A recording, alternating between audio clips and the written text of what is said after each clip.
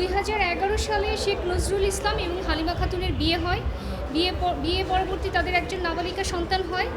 কিন্তু পরবর্তীতে দেখা যায় যে হালিমা খাতুন দেনমোহর ভরণপোষণ দাবি করে পারিবারিক আদালতে মামলা দায়ের করলে তার স্বামী এসে বলেন যে তিনি পূর্বেই তালাক দিয়েছেন, অতএব কোনো ধরনের ভরণপোষণ তিনি দিবেন না। এবং পরবর্তীতে তার হাজবেন্ড একটা নতুন করে মামলা দায়ের করেন যে যেহেতু তিনি পূর্বেই তালাক দিয়েছেন বলে দাবি করছেন, অতএব কোনো ধরনের ভরণপোষণ হালিমা খাতুন তার নিজের বা তার নাবালিকা কন্যার কোনো ধরনের ভরণপোষণ পাবেন না। নাবালিকা কন্যা যেহেতু বর্তমানে মায়ের কাছে আছেন, মাই তার সম্পূর্ণ ভরণপোষণ দিচ্ছে। পরবর্তীতে তিনি যে এক্সিকিউশন স্যুট অর্থাৎ নিম্ন আদালত বলেছে যে না, তাকে ভরণপোষণ দিতে হবে এবং তার মেয়েকেও ভরণপোষণ দিতে হবে, সেটার যে এক্সিকিউশন স্যুট সেটা তিনি স্টে করার জন্য আবেদন করেন।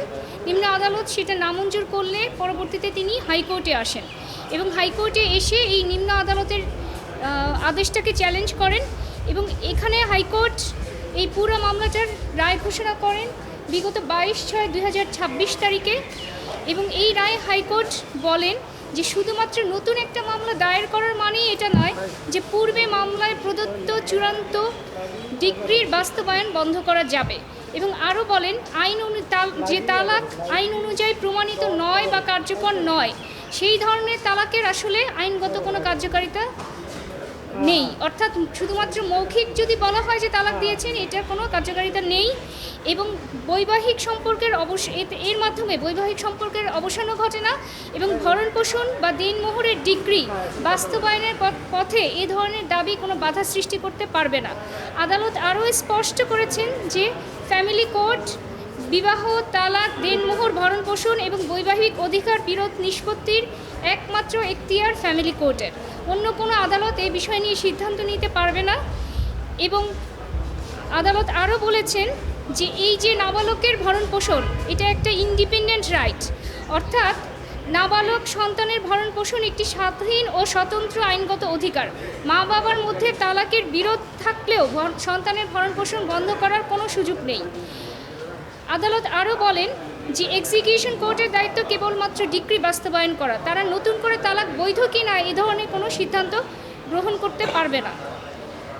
এবং আদালত সর্বশেষ পর্যবেক্ষণে বলেন যে অর্থাৎ পিটিশনার যদি নতুন করে আবার তালাক দিতে চান, সেই ক্ষেত্রে এই ধরনের রায় কোনো ধরনের বাধা নয়, তিনি নতুন করে তালাক দিতে পারেন।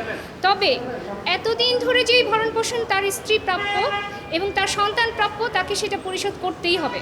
শুধুমাত্র মৌখিক তালাকের দাবি করে স্ত্রীর ভরণপোষণ বন্ধ করা বা সন্তানের ভরণপোষণ বন্ধ করার কোনো সুযোগ নেই। সন্তান যদি স্ত্রীর কাছেও থাকে, তারপরেও তাকে সব ধরনের মেনটেনেন্স দিয়ে যেতে হবে। এবং চূড়ান্ত আদেশে আদালত এই যে পিটিশনার মিস্টার নজরুল ইসলাম, ওনার রুল খারিজ করে দিয়েছেন, নিম্ন আদালতের আদেশ বহাল রেখেছেন এবং একই সাথে তাকে সব ধরনের বকেয়া পরিশোধ এবং এত বছর ধরে অর্থাৎ গত 10 বছর ধরে যত রকম বকেয়া পান সেই বকেয়াগুলো ভরণপোষণগুলো পরিশোধের নির্দেশ দিয়েছেন। এবং আমরা মনে করি যে এই ধরনের রায় অর্থাৎ যে তালাকের কার্যকারিতার বিষয়ে এবং নাবালকের ভরণপোষণ যে আলাদা একটা ইন্ডিপেন্ডেন্ট রাইট, যেটা বাবা মার তালাক বা সম্পর্ক থাকা না থাকার উপর ডিপেন্ড করে না, সেই ধরনের নিষ্পত্তির ক্ষেত্রে এটি একটি আদালতের যুগান্তকারী রায় হয়েছে বলে আমরা মনে করি। হাইকোর্টের রায়টা হচ্ছে 22 জুন 2026। আমরা কপি পেয়েছি আজকে, পূর্ণাঙ্গ রায়টা আজকে পেয়েছি।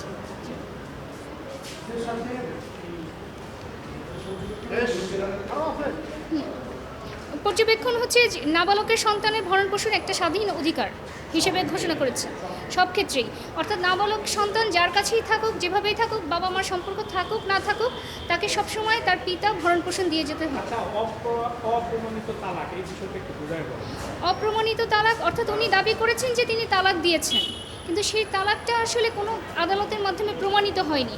যতক্ষণ সেটা যেহেতু প্রমাণিত হয়নি, উনি এই ভরণপোষণের দায় এড়ানোর কোনো সুযোগ নেই। তবে আদালত বলেছেন তিনি নতুন করে ডিভোর্স দিতে চাইলে সেক্ষেত্রে সেটা কোনো বাধা নয়, নতুন করে তিনি আবার ডিভোর্স দিতে পারবেন।